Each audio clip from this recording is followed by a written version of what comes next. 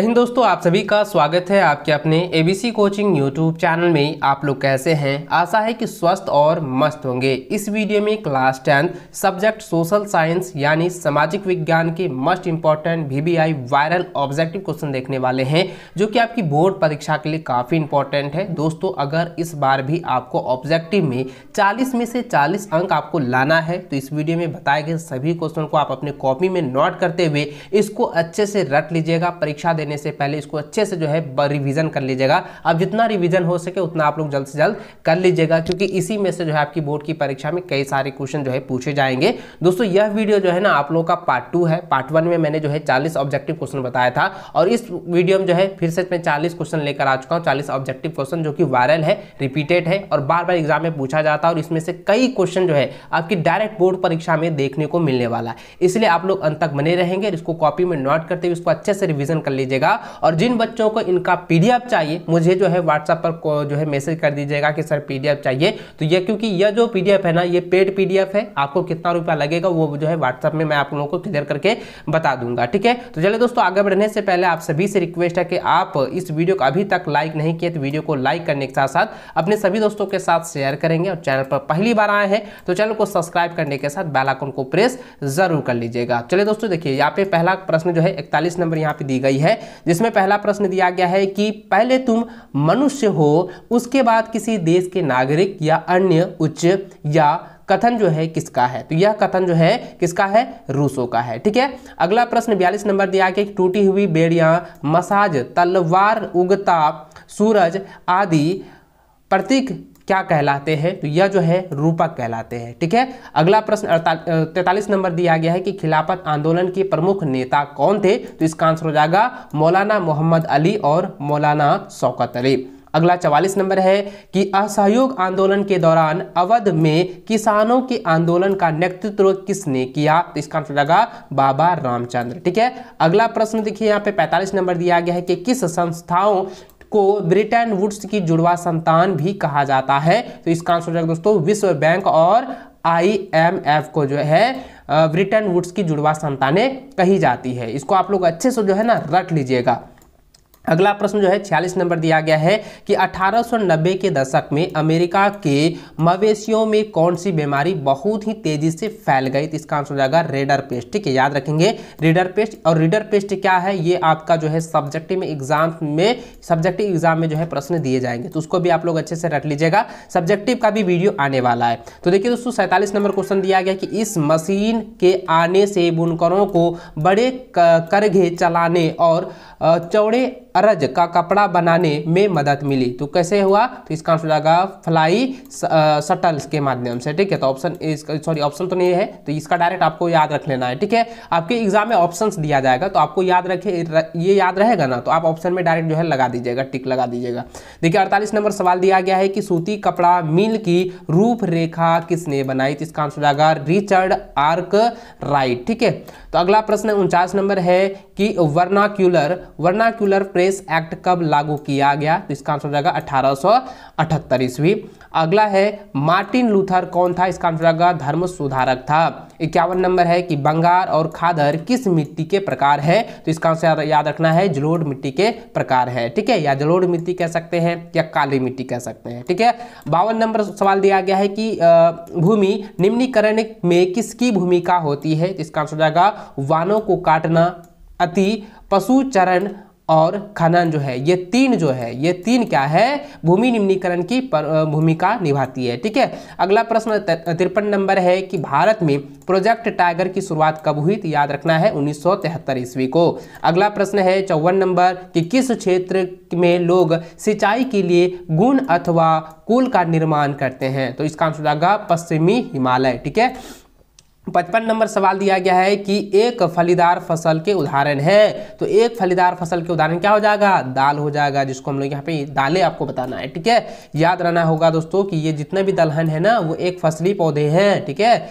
अगला प्रश्न जो है 56 नंबर दिया गया कि किस फल को सुनहरा रेशा भी कहा जाता है, तो इसका आंसर हो जाएगा जूट को। ठीक है, जूट को जो है सुनहरा रेशा कहा जाता है। 57 नंबर है कि किस ऊर्जा खनिज को काला सोना कहा जाता है, तो इसका आंसर होगा कोयला को जो है काला सोना कहा जाता है। 58 नंबर सवाल है कि कौन सा नगर लोहा और इस्पात उद्योग के अतिरिक्त वाहन निर्माण उद्योग का केंद्र है, तो इसका आंसर हो जाएगा जमशेदपुर। ठीक है, अगला प्रश्न है 59 नंबर की भिलाई इस्पात कारखाना किस राज्य में है, तो याद रखना है भिलाई इस्पात जो है वो छत्तीसगढ़ में है। ठीक है, याद रखेंगे, इसको आप लोग अच्छे से रिपीट कर लीजिएगा क्योंकि यह जो है आपके जो है मानचित्र वाला में भी देगा और ऑब्जेक्टिव में देगा। ठीक है, अगला प्रश्न देखिए 60 नंबर दिया कि कौन सा शब्द दो या दो से अधिक देशों के व्यापार को दर्शाता है, तो इसका आंसर याद रखना है बच्चों अंतर्राष्ट्रीय व्यापार। यानी अंतर्राष्ट्रीय व्यापार का अर्थ यही होता है कि दो या दो से अधिक देशों का व्यापार को जो है यह नियंत्रण करता है। ठीक है, नियंत्रण में रखता है।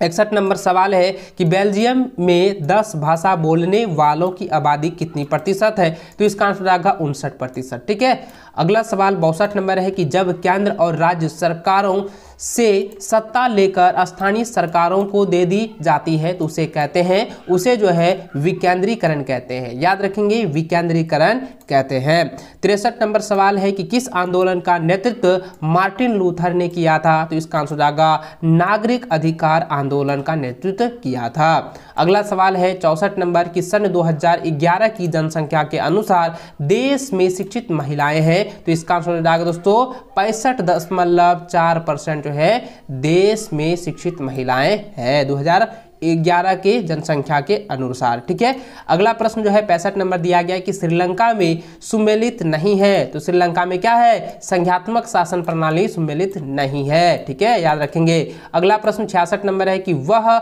व्यक्ति जो किसी पार्टी समूह अथवा दल के प्रति पूर्णतया समर्पित कहलाते हैं, तो उसको हम लोग कहते हैं समर्थन। ठीक है, क्या हो जाएगा समर्थन हो जाएगा। अगला सवाल 67 नंबर है कि लोकतांत्रिक व्यवस्थाओं में निम्न में से किसको पूर्वक हटा दिया जाता है, तो राजनीतिक असमानता को जो है हटा दिया जाता है। ठीक है, याद रखेंगे राजनीतिक असमानता को।